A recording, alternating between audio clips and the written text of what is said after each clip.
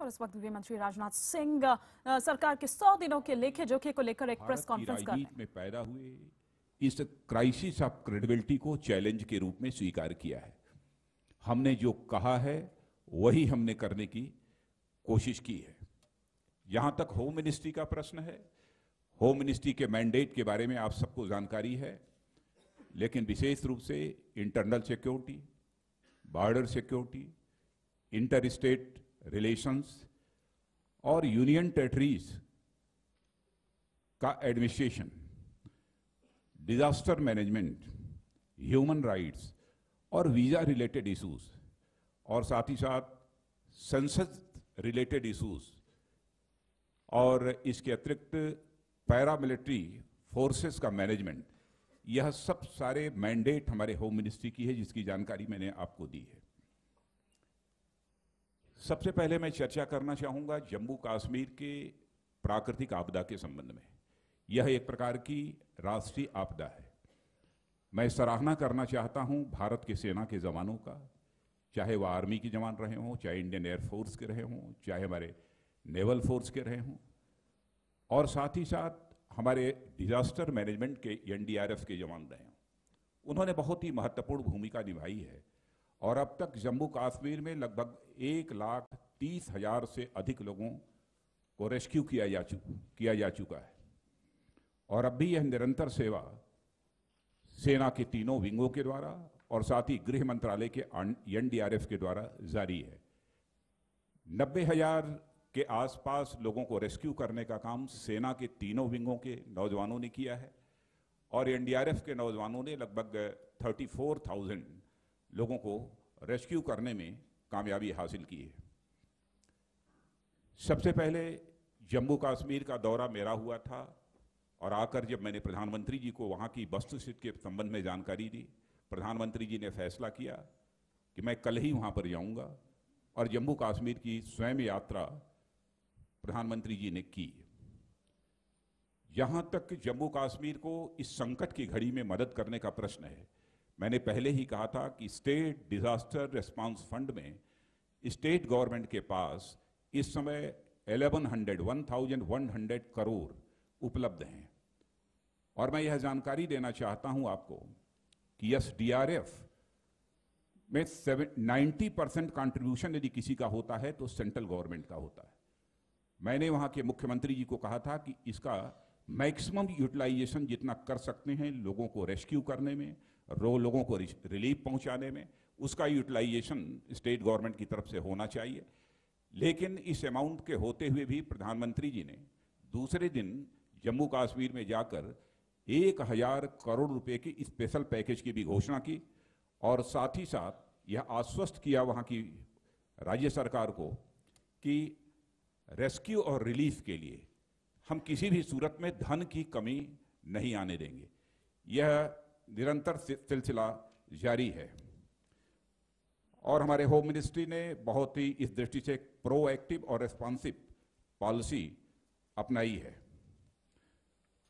और जितना immediate action हो सकता था होम मिनिस्ट्री के द्वारा और भारत सरकार के द्वारा हम लोगों ने वह एक्शन किया है।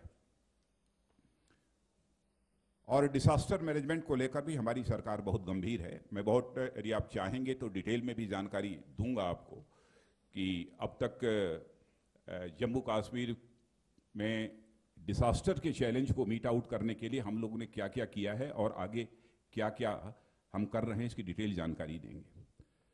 मैंने भी गृह मंत्रालय की तरफ से भी बराबर समीक्षा की थी प्रतिदिन और उसके बाद परसों हमारे प्रधानमंत्री श्री नरेंद्र मोदी जी ने भी गृह मंत्रालय के अधिकारियों को बुलाकर भी उन्होंने इसकी समीक्षा की है और इस समय हमारे होम सेक्रेटरी जम्मू कश्मीर में ही स्टे कर रहे हैं और पूरी जो कुछ भी वहाँ पर रेस्क्यू और रिलीफ का काम चल रहा है उसको उनके द्वारा रिव्यू भी किया जा रहा है। साथ ही हमने एक नई पॉलिसी के तहत सिविल डिफेंस को डिजास्टर रिस्क रिडक्शन से जोड़ने के लिए 20 अगस्त को यानी पिछले महीने 2,090 करोड़ रुपए की एक नई स्कीम बनाई है। अब सिविल डिफेंस को डिजास्टर मैनेजमेंट का महत्वपूर्ण अंग बना दिया गया है। इंटरनल सिक्योरिटी का जहां तक सवाल है, चैलेंजेस हमारे सामने माओइज्म के हैं, जिसे कहते हैं लेफ्ट विंग एक्सट्रीमिज्म, उसका भी बहुत बड़ा चैलेंज है। और साथ ही साथ जम्मू कश्मीर में आतंकवाद का चैलेंज है, और नॉर्थ ईस्ट में मिलिटेंट्स के का भी का चैलेंज है, यानी इंसर्जेंसी की एक मेजर प्रॉब्लम है। इन सारे चैलेंजेस को बीट आउट करने के लिए हम लोग अपनी पॉलिसी तैयार कर रहे हैं। और मैं आपको जानकारी देना चाहता हूं कि लेफ्ट विंग एक्सट्रीमिज्म के चैलेंज को मीट आउट करने के लिए संभवतः पहली बार एक बहुत ही कॉम्प्रिहेंसिव पॉलिसी हम लोगों ने बनाई है, और कॉम्प्रिहेंसिव एक्शन पॉलिसी भी बनाई है, जिसको आज हम फाइनल शेप देंगे। पॉलिसी बन चुकी है, आज ही फ्राइडे के दिन हम उसे फाइनल शेप हम देने जा रहे हैं। और नॉर्थ ईस्ट के संबंध में भी आगामी 15 से लेकर 20 दिनों के अंदर जो हमारी पॉलिसी बनी है उसको भी हम फाइनल शेप देंगे।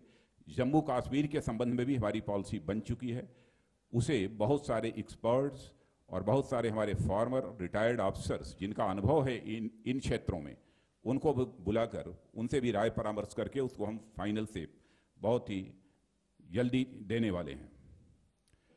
एक मेजर अचीवमेंट जो हमारा रहा है अब तक नॉर्थ ईस्ट में, आप सबको जानकारी है कि मणिपुर में वहाँ एक यूनाइटेड नागा फ्रंट है।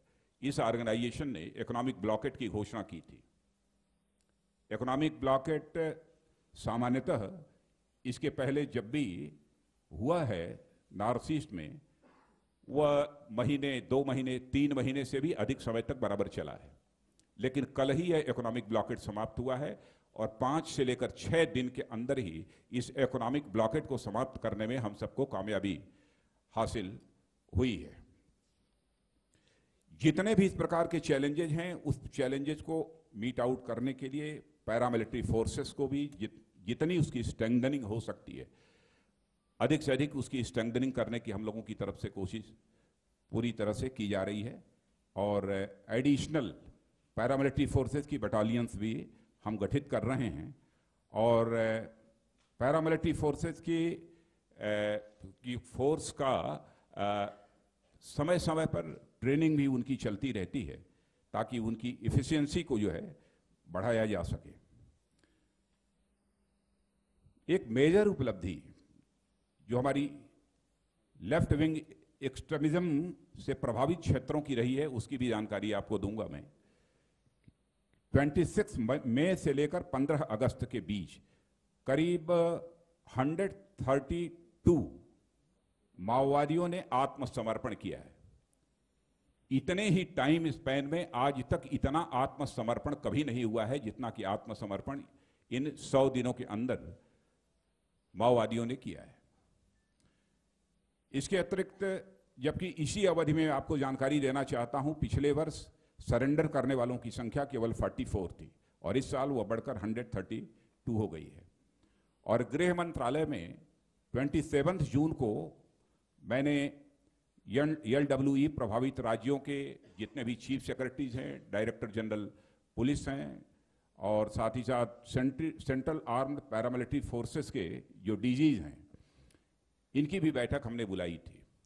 और हमारा इंटीग्रेटेड एक्शन प्लान LWE के चैलेंज को मीट आउट करने के लिए कैसा होना चाहिए, इसके संबंध में विस्तृत चर्चा की थी। और इनको किस प्रकार का रोल प्ले करना है अपनी अपनी स्टेट्स में, चीफ सेक्रेटरीज को और DGs को, उसके संबंध में भी आवश्यक इंस्ट्रक्शंस लगभग 2 महीने पहले इन सारे लोगों को दिए जा चुके थे। और साथ ही साथ कम्युनिकेशन सिस्टम को इस LWE प्रभावित क्षेत्रों में हमने स्ट्रेंथन करने की कोशिश की है। आपको जानकर खुशी होगी कि मोर देन 2199 मोबाइल टावर भी लगाने का हम लोगों ने फैसला किया है, और यह काम वहां प्रारंभ भी अब हो चुका है IT डिपार्टमेंट के द्वारा, ताकि कनेक्टिविटी उन क्षेत्रों से बराबर बने रहे, और उस क्षेत्र के रहने वालों की भी एक दूसरे से कनेक्टिविटी बनी रहे। इस दृष्टि से यह फैसला हम लोगों ने किया है। सिम्मी ऑर्गेनाइजेशन के बारे में आप जानते हैं।